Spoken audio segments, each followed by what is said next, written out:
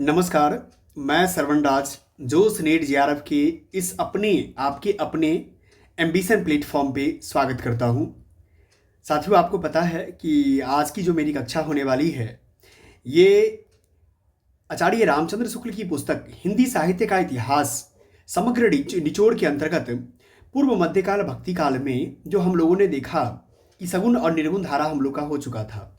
आज उसी सगुण और निर्गुण धारा के अंतर्गत आगे बढ़ते हुए भक्ति काल की फुटकल रचनाएं को देखेंगे, जहां से यूजीसी नेट जेआरएफ के अंतर्गत प्रीवियस ईयर में भी देखेंगे। पीवाईक्यू में तो जाकर के आपको मिलेगा कि फुटकल रचनाएं से प्रश्न बने हैं। उसी फुटकल रचना को आज हम लोग देखने वाले हैं कि किस तरह से प्रश्न बनते हैं। ठीक है, आपको पता है कि आपका हिंदी साहित्य के लिए बहुत कम समय बचा हुआ है और 10 यूनिट में विभक्त है। सिलेबस बहुत बड़े हैं, तो इसी को ध्यान में रखते हुए आप अपनी तैयारी को भी मिशन जेआरएफ को जो है लेकर के आगे बढ़ना है आपको। ठीक है, और जब प्लेटफॉर्म पे जाएंगे तो प्लेलिस्ट में हिंदी साहित्य का इतिहास आचार्य रामचंद्र शुक्ल की संपूर्ण निचोड़ यहाँ पर आपको मिल जाएगा, भूमिका और काल विभाजन के साथ। जो बुक्स पढ़ना, आपके पास बुक्स हो या ना हो कोई दिक्कत की बात नहीं है। आप जब मेरे साथ हैं तो ऑलरेडी आपका क्या हो जाएगा, चीज़ें तैयार हो जाएगा विथ नोट्स बना करके भी। हिंदी साहित्य का इतिहास आपके सामने में दिख रहा है, आचार्य रामचंद्र शुक्ल की पुस्तक के साथ है। और जब जाएंगे जोश नेट जेआरएफ के प्लेटफॉर्म पे तो आपको क्या होगा, जब लिंक पे जाएंगे तो लिंक पे जाने के बाद आपको टेलीग्राम का लिंक मिल जाएगा। इस टेलीग्राम का लिंक मिल जाएगा। उस टेलीग्राम के लिंक से भी जुड़ जाना है। सब चैनल को सब्सक्राइब भी कर लेना है, जिससे क्या हो कि आगे आने वाली जितनी भी अपडेट्स होगा आपको वो मिल पाएगा। जब प्लेलिस्ट में नीचे करेंगे तो आदिकाल भक्तिकाल यूनिट वाइज हर चीज़ का विभक्त है। ठीक है, यहाँ तक कि सब चीज़ एक एक करके पीवाईक्यू से सिलेक्शन तक, हिंदी अगर आपका विषय है तो एक एक पीवाईक्यू भी आपको तैयार करवा दिया गया है, जिससे कि कोई दिक्कत की बात ना हो। 10 वर्षों का पीवाईक्यू कलेक्शन आपको मिल जाएगा। ठीक है, साथ में सबसे अच्छी बात है वो भी फ्री हैंड लेक्चर के साथ UGC net paper 1 complete batch आपको भी मिल जाएगा। पेपर यूनिट 1 यानी कुल मिलाकर के रिसर्च एप्टीट्यूड से लेकर के टीचिंग एप्टीट्यूड या कॉम्प्रीहेंशन हो गया या जो भी चीज़ें कम्युनिकेशन है, सारा चीज़ आपको वहाँ पर क्या हो जाएगा, व्यवस्थित तरीके से रखा हुआ है। तो आपको कहीं से कोई दिक्कत नहीं है। यूनिट वाइज आपको यहाँ पर देख रहे हैं कि हिंदी साहित्य, हिंदी उपन्यास, हिंदी नाटक, सारा चीज़ें अरेंज करके रखा हुआ है। अब चलते हैं हम लोग काल विभाजन के साथ ही। आप जानते हैं कि आदिकाल, अब ये समझिए भक्ति काल का जो है ना समाप्ति की ओर हम लोग आगे बढ़ चुके हैं। यानी कुल मिलाकर के हम लोगों का 4 काल में से 2 काल हम लोगों ने संपूर्णता के साथ देख ही लिया है। अब हम आगे चलते हैं। आपको पता है कि पूर्व मध्यकाल में भक्ति धारा के अंतर्गत सगुण धारा आता है। कृष्ण भक्ति हम लोगों ने अच्छे से कर लिया है। आज हम लोग जो करने वाले हैं वो करने वाले हैं क्या, पूर्व मध्यकाल भक्ति काल के अंतर्गत प्रकरण 6 में भक्ति काल की फुटकल रचनाएं को क्या करेंगे, भक्ति काल की फुटकल रचनाएं को देखते हैं। जिन राजनीतिक और सामाजिक परिस्थितियों के बीच भक्ति का काव्य प्राब उमड़ा, उनका संक्षिप्त उल्लेख आरंभ हो चुका है। वह प्रवाह राजाओं या शासकों के प्रोत्साहन आदि पर अवलंबित न था। वह जनता की प्रवृत्ति का प्रवाह था, जिसका प्रवर्तक काल था। न तो उसको पुरस्कार या यश के लोभ ने उत्पन्न किया था, न भय रोक सकता था। उस प्रवाह काल के बीच अकबर ऐसे योग्य और गुणग्राही शासक का भारत के अधीश्वर के रूप में प्रतिष्ठित होना एक आकस्मिक बात थी। इसीलिए अकबर को महान राजाओं में गिना जाता है, क्योंकि अकबर हिंदू और मुसलमान को लेकर के चलने का काम किया। ठीक है, अतः सूर और तुलसी ऐसे भक्त कवीश्वरों के प्रादुर्भाव के कारणों में अकबर द्वारा संस्थापित जो शांति सुख को गिनना भारी भूल है। उस शांति सुख के परिणाम स्वरूप जो साहित्य उत्पन्न हुआ वह दूसरे ढंग का था। उसका कोई एक निश्चित स्वरूप न था। सच पूछिए तो वह उन कई प्रकार की रचना पद्धतियों का पुनरुत्थान था जो पठानों के शासनकाल की अशांति और विप्लव के बीच दबसी गई थी और धीरे धीरे लुप्त होने जा रही थी। पठान जो है शासक भारतीय संस्कृति से अपने कट्टरपन के कारण ही दूर रहे। अकबर की चाहे नीति कुशलता कहिए या चाहे उदारता, उसने देश की परंपरागत संस्कृति को पूरा योग दिया, जिससे कला के क्षेत्र में फिर से उत्साह का संचार हुआ। जो भारतीय कलावंत छोटे मोटे राजाओं के यहाँ किसी प्रकार अपना निर्वाह करते हुए संगीत को सहारा दिए हुए थे, अब शाही दरबार में पहुंचकर वाह की ध्वनि के बीच अपना कर्तव्य दिखाने लगे। जहां बचे हुए हिंदू राजाओं की सभाओं में भी कभी जन थोड़ा बहुत उत्साहित या पुरस्कृत नहीं किए जाते थे, वहां अब बादशाह के दरबार में भी उनका समापन होने लगा।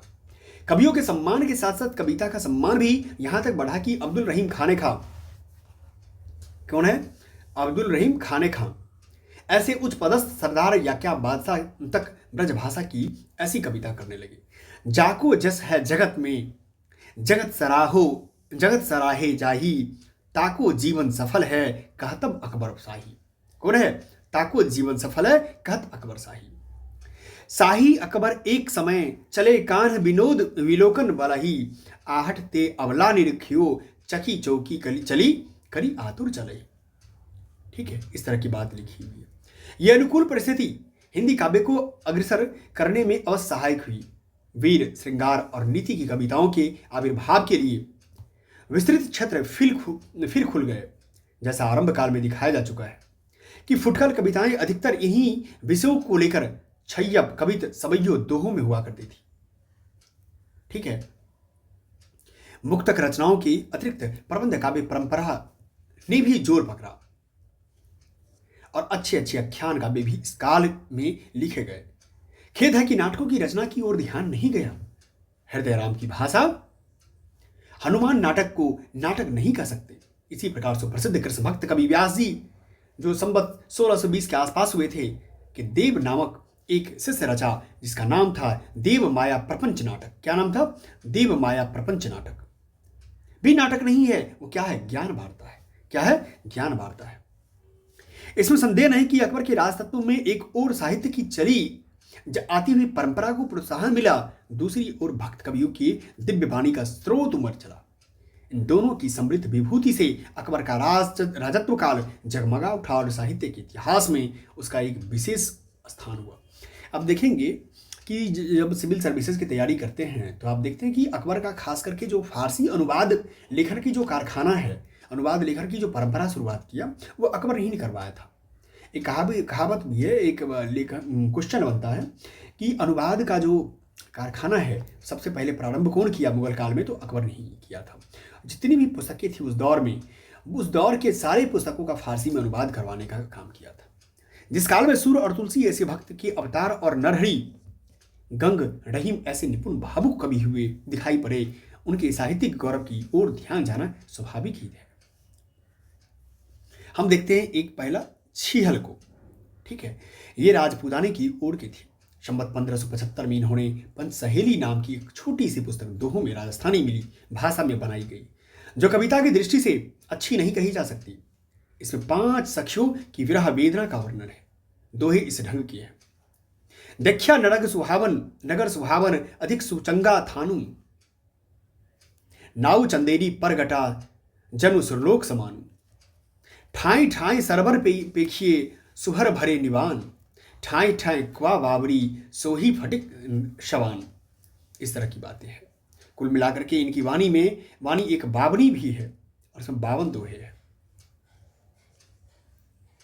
लालच दास, क्या है? लालच दास। अब देखते हैं दूसरा, ये रायबरेली के हलवाई थे।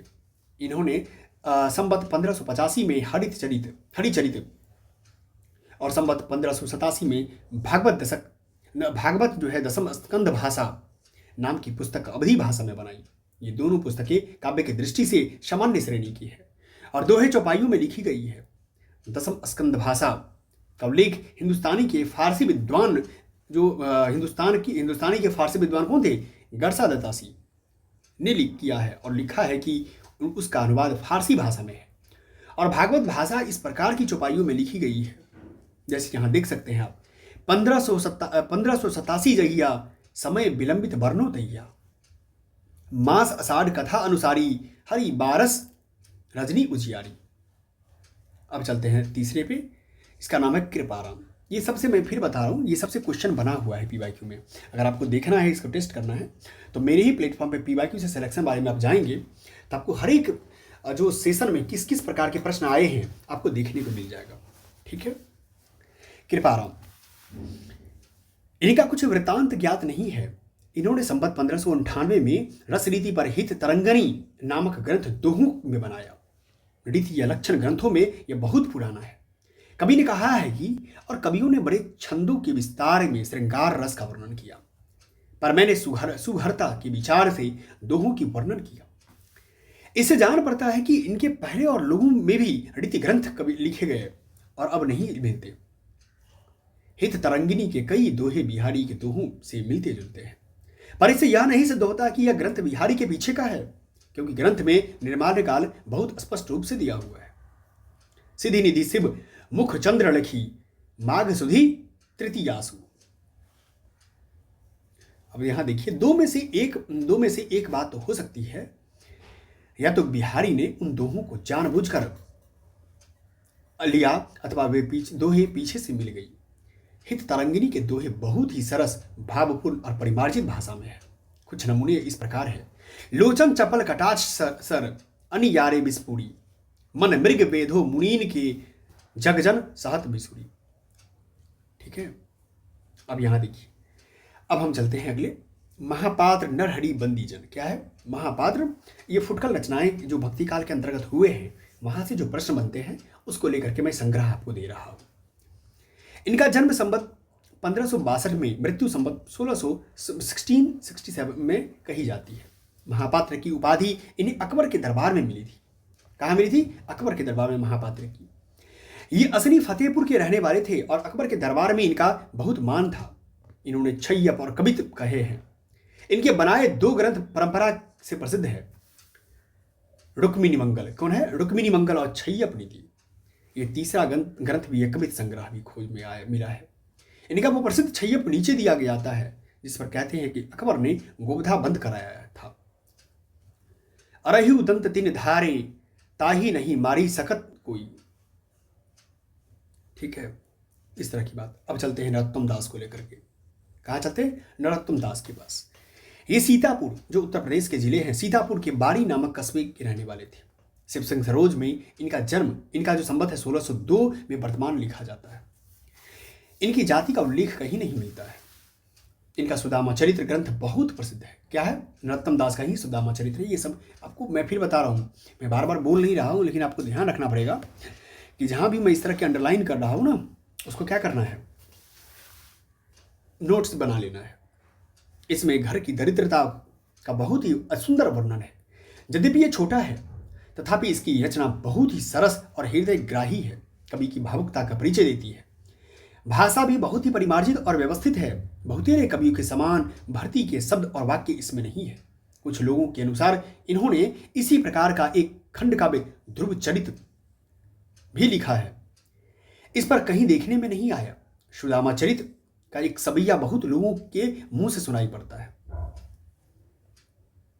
शीस पगाना झका तन पे प्रभु जाने को अही बसे के ही ग्रामा। ठीक है, अब आता है आलम के बारे में देखते हैं। ये अकबर के समय में एक मुसलमान कवि थे। इन्होंने सन 1991 में हिजरी के अर्थात संवत की बात करेंगे तो 1639 से लेकर 40 के में माधवानल काम कंदला, क्या है? माधवानल काम कंदला नाम की प्रेम कहानी दोहा चौपाई में लिखी। 5-5 चौपाइयां अर्धारियों पर एक दोहा या सोरठा है। यह श्रृंगार रस की दृष्टि से लिखी जान पड़ती है, आध्यात्मिक दृष्टि से नहीं। इसमें वो जो कुछ रुचिता है वह कहानी की है, वस्तु वर्णन भाव व्यंजना आदि की नहीं। कहानी भी प्रकृति या अपभ्रंश से चली आती हुई कहानी है। कवि ने रचना काल का उल्लेख इस प्रकार किया है। दिल्लीपति अकबर सुल्ताना सप्तद्वीप में जाकी आना, धर्मराज सब देश चलावा, हिंदू तुर्क पंथ सब लावा। ठीक है, अब आता है महाराज टोडरमल के पास। ठीक है, आपने देखा कि इससे पहले जून में भी महाराज टोडरमल से क्वेश्चन आया हुआ है। ये कुछ दिन शेरशाह के यहाँ ऊंचे पद पर रहे थे। पीछे अकबर के समय भूमिकर विभाग के मंत्री हो गए। इनका जन्म 1550 में हुआ, मृत्यु 1646 में हुआ। एक कुछ दिनों तक बंगाल के सूबेदार भी थे, जाति के खत्री थे। इन्होंने शाही दफ्तरों में हिंदी का स्थान पर फारसी का प्रचार किया, जिससे हिंदुओं का झुकाव फारसी की शिक्षा की ओर हुआ। ये प्रायः नीति संबंधी पद्य कहते हैं। इनकी कोई पुस्तक तो नहीं मिलती, फुटकल कवित इधर उधर मिलते हैं। इस कवित के नीचे दिया हुआ है, जार को विचार कहा गनी का कुलाज कहा। क्या कहता है? जार को विचार कहा गनी का कुलाज कहा, गधा को पान कहा अंधारों को आरसी। ये क्वेश्चन आपको आ जाएगा, ठीक है, याद रखिएगा। गधा को पान कहा अंधारों को आरसी, निगुनी को गुण कहा, दान कहा, दारिद्र को सेवा कहा, सुमुर की अरंडर की डारसी, मदपी को सूची कहा, सांच कहा, लंपट को नीच को वचन कहा, सियार की पुकार सी, टोडर सु कवि ऐसे हठी तो न टारे टड़े, यही इसका कहने का तरीका है, इसीलिए मैं आपको उसी वे में कह के सुना रहा हूँ। भावे कहाँ सुधी बात भावे कहाँ फारसी, क्या कहते हैं, भावे बात सुधी कहाँ भावे बात भावे कहाँ फारसी। ठीक है, कैसा लगा आप लोग जरूर कमेंट कीजिए। इस तरह से पढ़ने में आप भी प्रैक्टिस कीजिए, ऐसे ही पढ़ने का। अब चलते हैं महाराज बिरबल के पास। इनकी जन्मभूमि कुछ लोग नारनौल बतलाते हैं और उनका नाम महेश दास था। प्रयागराज के किले के भीतर जो अशोक स्तंभ है उस पर यह खुदा है। संवत 1632 साके 1493 मार्गबदी 5 सोमवार गंगादास सुत महाराज बिरबल श्री तीर्थराज प्रयाग की यात्रा सुफल लिखित। इस तरह की बात लिखी हुई है। यह लेख महाराज बिरबल के संबंध में ही जान पड़ता है, क्योंकि गंगादास और महेश दास नाम मिलते जुलते हैं, जैसे कि पिता पुत्र के हुआ करते थे। बिरबल का जो लेख भूषण ने किया है, भूषण कवि, इनके निवास स्थान का पता चलता है। द्विज कन्नौज कुल कश्यपी रत्नागर सुधीर बसत त्रिविक्रम प्रूढ़ सदा तीर तनुजा तीर वीर बिरबल के जहां उपजय कवि अरूभूप। ठीक है, इनका जन्म स्थान तिकवापुर ही ठहरता है, पर कुल का निश्चय नहीं होता। यह तो प्रसिद्ध ही है कि ये अकबर के मंत्रियों में थे और बड़े ही वाक्य चतुर और प्रत्युत्पन्नमती थे। इनके और अकबर के बीच होने वाले विनोद और चुटकुले उत्तर भारत के गांवों में प्रसिद्ध है। महाराज बिरबल ब्रजभाषा के अच्छे कवि थे और कवियों का बड़ी उदारता के साथ सम्मान करते थे।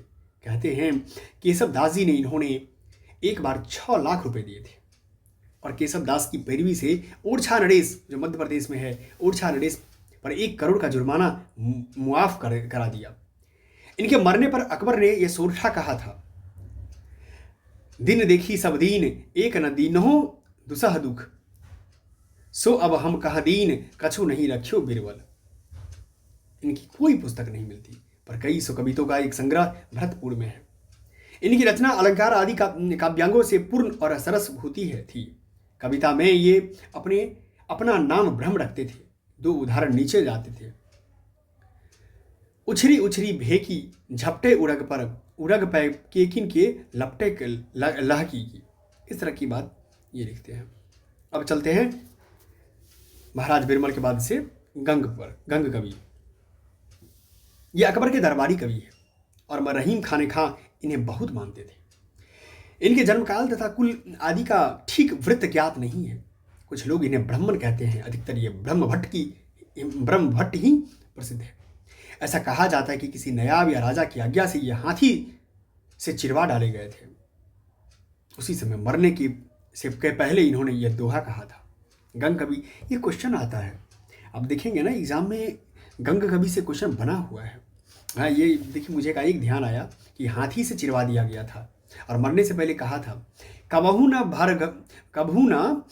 भर घवा न चढ़े कबहू न बाजी बम्ब सकल सवाही प्रणाम करी विदा होत कवि गंग। क्या बोलते हैं? विदा होत कवि गंग।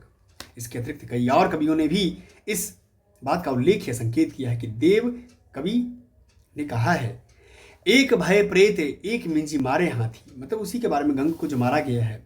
ये पद्य भी इस संबंध में देने योग्य है। सब देवन को दरबान जुरियो तह पिंगल छंद बनाए के गाइयो जब काहू ते अर्थ कहियो न गयो तब नारद एक प्रसंग चलाइयो।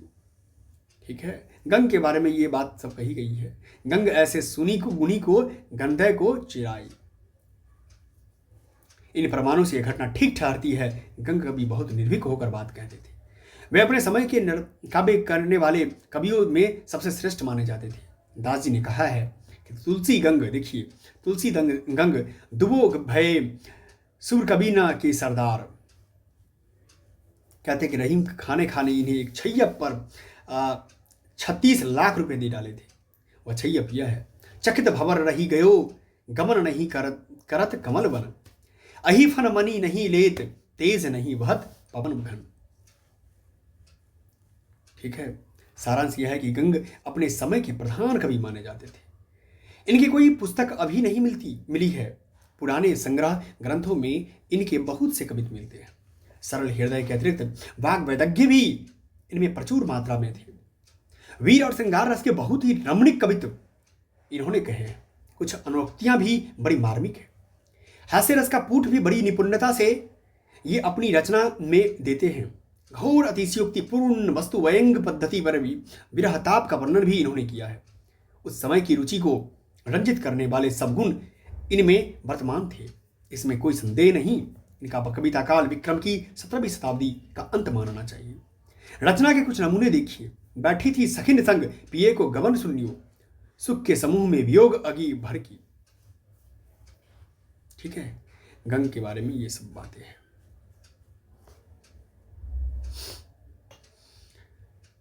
देखत बटोही बहु तेरे डगमगयो, गंग कभी फल फूटे भुआ उधियारे कब लिखी।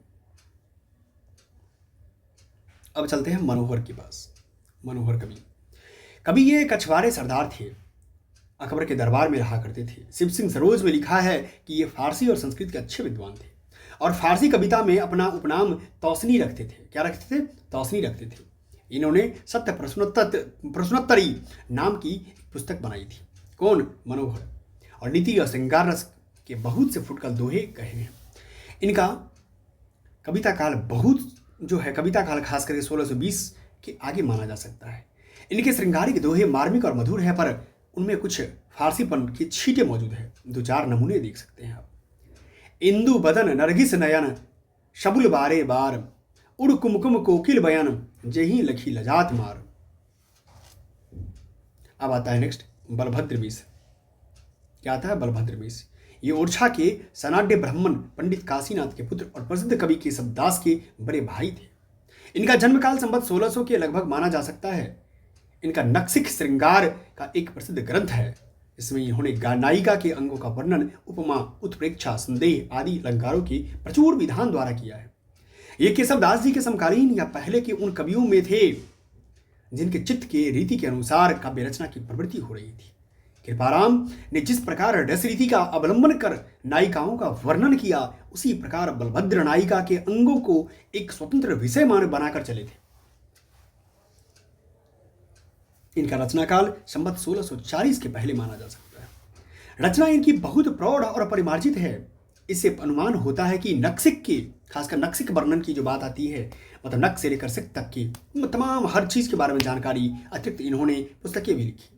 संवत 1891 में गोपाल कवि ने बलभद्रकृत नक्सिक की एक टीका भी लिखी। इन्होंने बलभद्रकृत 3 और ग्रंथों का उल्लेख किया: बलभद्री व्याकरण, हनुमान नाटक और गोवर्धन सत्सई टीका। पुस्तकों की खोज में इनका दूषण विचार नाम का एक और ग्रंथ मिल गया, जिसमें काव्य दोषों का निरूपण नक्सिक के 2 कवित उद्धर किए जाते हैं। मैं फिर कहता हूं कि जब आप ये हिंदी साहित्य का इतिहास कर रहे हैं रामचंद्र शुक्ल की पुस्तक का, आप निश्चित तौर पे आपको एक बार तो ये किताब को पढ़ना ही पड़ेगा, 2 बार पढ़ना पड़ेगा, 3 बार। लेकिन जो पास करने वाले हैं वो 5-5 बार करते हैं। क्यों? क्योंकि उनको पता है कि क्वेश्चन डायरेक्ट यहां से हिट करता है। क्या करता है? डायरेक्ट यहां से हिट करता है। इसीलिए मैं आपको लाइन बाय लाइन पढ़ा रहा हूं। पाटल नयन कोक नद के से दल दो, बलभद्र बारस बासर उनीदी लिखी बाल में। ठीक है, अब चलते हैं हम जमाल की ओर। कहां चलते हैं? जमाल। ये भारतीय काव्य परंपरा से पूर्ण परिचित कोई सहृदय मुसलमान कवि थे, जिनका रचना काल संवत 1627 के अनुमान किया गया है। इनकी नीति और श्रृंगार के दोहे राजपूताने की बहुत ही जनप्रिय हैं। भावों की व्यंजना बहुत ही मार्मिक पर सीधे साधे ढंग की कही गई है। इनका कोई ग्रंथ तो नहीं मिलता, पर कुछ संग्रहित दोहे मिलते हैं। सहृदयता के अतिरिक्त इनमें शब्द कर्रा की निपुणता भी थी। इससे इन्होंने कुछ पहेलियां भी अपने दोहों में रखी है। कुछ नमूने दिए जाते हैं: पूनम चांद कुसुम्भ रंग, नदी तीर द्रुम डाल, रेत भीत भूस लीपनो, ए थिरक नहीं जमाल। ठीक है, इस तरह की बात करते हैं। नेक्स्ट चलते केशवदास। केशवदास ये सनाड्य ब्राह्मण कृष्णदत्ता के पुत्र और काशीनाथ के पुत्र थे। इनका जन्म संवत 1612 में और मृत्यु 1674 के आसपास हुई। जितने भी कवि मैं आपको पढ़ा रहा हूं, हर कवि के बारे में थोड़ा बहुत जानकारी आपको होना चाहिए। और ये जानकारी किस किस प्रकार की जानकारी आपको रखनी चाहिए मैं तो बता ही रहा हूं। साथ में PYQ भी जाकर देख सकते हैं। ओरछा नरेश ब्राह्मण राम सिंह के भाई इंद्रजीत की सभा में ये रहते थे, जहां इनका बहुत मान था। इनके घराने में बराबर संस्कृत के अच्छे पंडित होते आए थे। इनके बड़े भाई बलभद्र मिश्र भाषा के अच्छे कवि थे। इस प्रकार की परिस्थिति में रहकर ये अपने समय के प्रधान साहित्य शास्त्रज्ञ कवि माने गए। इनके आविर्भाव काल से कुछ पहले ही रस, अलंकार आदि काव्यांगों के निरूपण की ओर कुछ कवियों का ध्यान जा चुका था।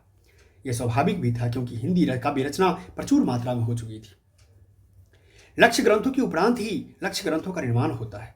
केशवदास जी संस्कृत के पंडित थे और शास्त्रीय पद्धति से शास्त्रीय चर्या का प्रचार प्रसार में पूर्ण रूप से करने की इच्छा करके इनके लिए स्वाभाविक थी। केशवदास जी के पहले संबत 1598 में कृपाराम थोड़ा सा रस निरूपण कर चुके थे। इसी समय में रस चरखाड़ी के मोहनलाल मिश्र ने श्रृंगार सागर नामक ग्रंथ श्रृंगार रस संबंधी लिखा। नरहरि कवि के साथ अकबरी दरबार में जाने वाले कर्णेश कवि ने कर्णाभरण, श्रुति भूषण और भूप भूषण नामक 3 ग्रंथ अलंकार संबंधी लिखे थे। पर अब तक किसी कवि ने संस्कृत साहित्य शास्त्र में निरूपित काव्यांगों का पूरा परिचय नहीं कराया था। यह काम केशवदास जी ने किया। ये काव्य में अलंकार का स्थान प्रधान समझने वाले चमत्कारवादी कवि थे, जैसा कि इन्होंने स्वयं कहा है। यद्यपि सुजति सुलक्षणी, देखिए गजब की केशवदास की है, ये याद रखना पड़ेगा आपको, ठीक है, ये आपको बहुत ही जरूरी है। यद्यपि सुजाति सुलक्षणी, सुवर्ण सरस सुभृत, भूषण विनून विराजयी, कविता बनिता मिक्ता, ठीक है। अपनी इस मनोवृत्ति के अनुसार इन्होंने भामा, उद्भट, दंडी आदि प्राचीन आचार्यों का अनुसरण किया था, जो रस, रीति आदि सब कुछ अलंकार के अंतर्गत ही आते थे। साहित्य शास्त्र को अधिक व्यवस्थित और समुन्नत रूप में लाने वाले मम्मट, आनंदवर्धनाचार्य और विश्वनाथ का नहीं, अलंकार के सामान्य और विशेष दुभेद करके इन्होंने क्या किया, उसके अंतर्गत वर्णन की जो प्रणाली ही नहीं, वर्णन के विषय में भी लिए हैं। अलंकार शब्द का प्रयोग इन्होंने खासकर के व्यापक अर्थ में किया है। वास्तविक अलंकार इनके विशेष अलंकार है। अलंकारों के लक्षण इन्होंने दंडी के काव्यदर्श से तथा बहुत सी बातें अमरचरित के काव्य कल्पतावृत्ति और केशव मृष के अलंकार शेखर से ली है। पर केशव के 50 से 60 वर्ष पीछे हिंदी के लक्षण ग्रंथों की जो परंपरा चली वह केशव के मार्ग पर नहीं चली। काव्य के स्वरूप के संबंध में वह रस की प्रधानता मानने वाले काव्य प्रकाश और साहित्य दर्पण के पक्ष पर रही। अलंकारों के निरूपण में उसने अधिकतर चंद्रालोक और कुव्यानंद का अनुसरण किया। इसी से केशव की अलंकार लक्षण हिंदी में प्रचलित अलंकार लक्षणों से भी नहीं मिलते। केशव ने अलंकारों पर कवि प्रिया और रसिक प्रिया, क्या किया केशव ने, अलंकारों पर कवि प्रिया और रस पर रसिक प्रिया लिखी। ये बहुत ही महत्वपूर्ण है, जो कई बार एग्जाम में पूछ लिया है, कवि प्रिया और रसिक प्रिया। इन ग्रंथों में केशव अपना विवेचन कहीं नहीं दिखता। सारी सामग्री कई संस्कृत ग्रंथों से ली हुई मिलती है, नामों में अवशेष कहीं थोड़ा हेरफेर मिलता है, जिससे गड़बड़ी के सिवा और कुछ नहीं हुआ है। उपमा के जो 22 भेद केशव में ने रखे हैं, उनमें 15 को तो ज्यों के त्यों दंडी के हैं और 5 केवल नाम भर बदल दिए गए हैं और शेष 2 भेद संकीर्णोपमा और विपरीतो उपमा। इसमें विपरीतो उपमा को तो उपमा कहना ही व्यर्थ है। इसी प्रकार आक्षेप के जो 9 भेद के सबने रखे हैं, उनमें 4 तो जो कि त्यों दंडी के ही हैं। 5वां मरणाक्षेप दंडी का मूर्छाक्षेप ही है। कवि प्रिया का प्रेम अलंकार दंडी के प्रेयस का ही नामांतरण है। उत्तर अलंकार के 4 भेद वास्तव में पहेलियां हैं। कुछ दुभेदों की से दंडी भी केशव ने उनका और कुछ का नहीं अर्थ समझा। केशव के रचे 7 ग्रंथ मिलते हैं, ये याद रखिए। अब कवि प्रिया, रसिक प्रिया, रामचंद्रिका, वीरसिंह देवचरित, विज्ञान गीता, रतन बावनी और जहांगीर जस चंद्रिका, ठीक है। ये बहुत ही महत्वपूर्ण है, आपको सभी नाम याद होना चाहिए। कवि प्रिया, रसिक प्रिया, रामचंद्रिका, वीरसिंह देवचरित्र, विज्ञान गीता, रतन बावनी और जहांगीर जस चंद्रिका। केशव के कवि हृदय नहीं मिलता, उनमें वह सहृदयता और भावुकता न थी जो एक कवि में होनी चाहिए। वे संस्कृत साहित्य से सामग्री लेकर अपने पांडित्य और रचना कौशल की धाक जमाना चाहते थे, पर इस पर कार्य में सफलता प्राप्त करने के लिए भाषा पर जैसा अधिकार चाहिए वैसा उन्हें प्राप्त न था। अपनी रचनाओं में उन्होंने संस्कृत काव्यों की उक्तियां लेकर भरी है, पर उन उक्तियों को स्पष्ट रूप से व्यक्त करने में उनकी भाषा बहुत कम समर्थ हुई है। पदों और वाक्यों की न्यूनता, असक्त फालतू शब्दों के प्रयोग और संबंध के अभाव आदि के कारण भी अप्रांजल और ऊपर खावर हो गई है। और तात्पर्य भी स्पष्ट रूप से व्यक्त नहीं हो सका। केशव की कविता जो कठिन कही जाती है उसका प्रधान कारण क्या है? उनकी वह त्रुटि है जिनकी मौलिक भावनाओं की गंभीरता या जटिलता नहीं। रामचंद्रिका में प्रसन्न राघव और हनुमान नाटक और अर्नब राघव कादम्बरी नैसधा की बहुत सी उक्तियों के अनुवाद करके रख दिया है। कहीं कहीं अनुवाद अच्छा न होने के कारण उक्ति विकृत हो गई है। जैसे प्रसन्न राघव में प्रियतम प्रियतम पेंदेर भूमि भागान का अनुवाद प्यू पद पंकज ऊपर करके केशव ने उक्ति को एकदम बिगाड़ डाला है। हाँ, जिन उक्तियों में जटिलता नहीं है, समाज शैली का आश्रय नहीं लिया गया है, उनके अनुवाद में कहीं कहीं बहुत अच्छी सफलता प्राप्त हुई है। जैसे भरत के प्रश्न और कैकेयी के उत्तर में यहाँ देख सकते हैं, मातु कहा नृपतात गए सुरलोक ही क्यों सुत लोक लय सुत शोक लय, जो कि हनुमान नाटक के एक श्लोक का अनुवाद है। केशव ने तो दो प्रबंध काव्य लिखे, एक तो वीर सिंह देवचरित, दूसरा रामचंद्रिका। क्या है? प्रबंध काव्य है, याद रखना है। पहला तो काव्य ही नहीं कहा जा सकता, इसमें वीर सिंह देव का चरित्र तो थोड़ा है, दान लोभ आदि के संवाद भरे है। रामचंद्रिका अवश्य एक प्रसिद्ध ग्रंथ है, पर यह समझ रखना चाहिए कि केशव उक्ति वैचित्र और शब्द क्रीड़ा के प्रेमी है। जीवन के नाना गंभीर और मार्मिक पक्षों पर उनकी दृष्टि नहीं है थी। अंत में मुक्तक रचना की ही उपयुक्त थे, प्रबंध रचना नहीं किए नहीं। प्रबंध पटुता में उनमें कुछ भी नहीं थी। प्रबंध काव्य की तीन बातें अनिवार्य होती है, ये भी ध्यान रखना है। पहला संबंध निर्वाह, दूसरा कथा के गंभीर और मार्मिक स्थलों की पहचान, और तीसरा दृश्यों की स्थानगत विशेषता। ठीक है,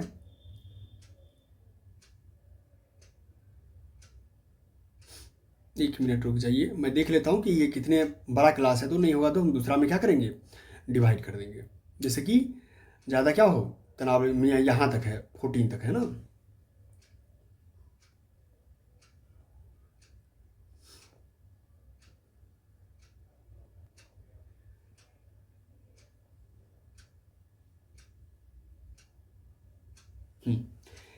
केशवदास को पूर्णता पढ़ लेना चाहिए। संबंध निर्वाह की क्षमता केशव में न थी। उनकी रामचंद्रिका अलग अलग लिखे हुए वर्णनों का संग्रह भी सी जान पड़ती है। कथा का चलता प्रवाह न रखने के कारण ही उन्हें बोलने वाले पात्रों के नाम नाटकों के अनुकरण पर पदों से अलग सूचित करने पड़े हैं। दूसरी बात भी केशव में कम पाई जाती है। रामायण की कथा का केशव के हृदय पर कोई विशेष प्रभाव रहा हो, ये बात नहीं पाई जाती। उन्हें एक बड़ा प्रबंध काव्य भी लिखने की इच्छा हुई। उन्होंने अपने लिए राम की कथा ले ली। उस कथा के भीतर जो मार्मिक स्थल है उनकी ओर केशव का ध्यान बहुत कम गया। वैसे स्थलों को या तो छोड़ गए, यो ही इतिवृत्ति कहकर चलता गया।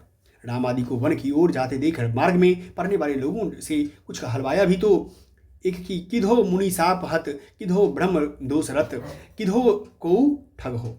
ऐसा अलौकिक सौंदर्य और सौम्य आकृति सामने पाकर सहानुभूतिपूर्ण शुद्ध सात्विक भावों का उदय होता है। इसका अनुभव शायद एक दूसरे को संदेह की दृष्टि से देखने वाले नीति कुशल दरबारियों के बीच रहकर केशव के लिए कठिन है। दृश्यों की स्थानगत विशेषता स्वंश बसंत केशव की रचनाओं में ढूंढना तो व्यर्थ ही है। पहली बात तो यह है कि केशव के लिए प्राकृतिक दृश्यों में कोई आकर्षण नहीं था। वे उनकी देशगत विशेषताओं का निरीक्षण क्यों जाते हैं। दूसरी बात यह है कि केशव के बहुत पहले से ही इसकी परंपरा एक प्रकार से उठ चुकी थी। कालिदास के दृश्य वर्णनों में देशगत विशेषताओं का जो रंग पाया जाता है वह भवभूति तक तो कुछ रहा, उसके पीछे नहीं। फिर तो वर्णन रूठ गए। चारों ओर फैली हुई प्रकृति के नाना रूपों के साथ केशव के हृदय का सामंजस्य कुछ भी ना था। अपनी इस मनोवृत्ति का आभास उन्होंने यह कहकर की कि देखिए मुख भावे अन देखई कमल चंद, ताते मुखे सखी कमलो ना चंदरी। शाप दे दिया गया है ऐसे व्यक्ति से प्राकृत दृश्यों के सच्चे वर्णन की भला क्या आशा की जा सकती है। पंचवटी और पवर्सनगिरी ऐसे रमणीय स्थलों में शब्द साम्य के आधार पर श्लेष के एक भद्दे खेलवाड़ के अतिरिक्त कुछ और न मिलेगा। केवल शब्द साम्य के सहारे जो उपमान लाए गए हैं कि किसी रमणीय दृश्य से उत्पन्न सौंदर्य की अनुभूति की शब्द था विरुद्ध या बेमेल, जैसे प्रलय काल, पांडव, सुग्रीव, शेषनाग सदृश्य या सामर्थ्य की दृष्टि से दृश्य वर्णन में जो उपमा उत्प्रेक्षाएं आदि लाई गई है वे भी सौंदर्य की भावना में वृद्धि के लिए स्थान पर कौतूहल मात्र उत्पन्न करती है। जैसे श्वेत कमल के छतों पर बैठे हुए और घोड़े, यह उक्ति है। केशव केशवराय मनोकमलासन के सिर उपरे सोहे। पर कहीं कहीं रमणीय और उपयुक्त उपमान भी मिलते हैं, जैसे जनकपुर के सूर्योदय वर्णन में, जिसमें कपालिक काल के छोड़कर सब उपमान रमणीय है। सारांश यह है कि प्रबंध काव्य रचना के योग्य न तो केशव में अनुभूति ही थी न शक्ति। परंपरा से चले आते हुए कुछ नियत विषयों में, जैसे युद्ध, सेना की तैयारी, उपवन, राज दरबार की ठाठ बाट, श्रृंगार और विष रस, फुटकल वर्णन की अलंकारों की भरमार के साथ वे करना जानते थे। इसी से बहुत से वर्णन ज्यों ही बिना अवसर का विचार किए वे भरते गए। वे वर्णन के लिए करते थे, न कि प्रसंग या अवसर की उपेक्षा से। कहीं कहीं तो उन्होंने उचित अनुचित की भी परवाह नहीं की, जैसे भरत की चित्रकूट यात्रा के प्रसंग में सेना की तैयारी और तर्क भरक का वर्णन। अनेक प्रकार के रूखे सूखे उपदेश भी बीच बीच में रखना वे नहीं भूलते थे। दान, महिमा, लोभ निद्रा के लिए वे प्रायः जगह निकाल लिया करते थे। उपदेशों का समावेश दो एक जगह तो पात्र का बिना विचार किए अत्यंत अनुचित भद्दे रूप लिया गया है। जैसे वन जाते समय राम का अपनी माता कौशल्या को पतिव्रत का उपदेश। रामचंद्रिका के लंबे चौड़े वर्णनों को देखने से स्पष्ट लक्षित होता है कि केशव की दृष्टि जीवन के गंभीर और मार्मिक पक्ष पर न थी। उनका मन राजसी टाटबाट, तैयारी, नगरों की सजावट, चहल पहल आदि के वर्णन में ही विशेष लगता है। केशव की रचना को सबसे अधिक विकृत और अरुचिकर करने वाली वस्तु है अलंकारिक चमत्कार की प्रवृत्ति। इसके कारण न तो भावों की प्रकृत व्यंजना के लिए जगह बसती है, न सच्चे हृदयग्राही वस्तु वर्णन के लिए। पददोष, वाक्य दोष आदि तो बिना प्रयास जगह जगह मिल सकते हैं। कहीं कहीं उपमान भी बहुत सीन और बेमेल है, जैसे राम की वियोग दशा का वर्णन में यह वाक्य सुनिए। बासर की संपत्ति उलुक ज्यों न चितवन।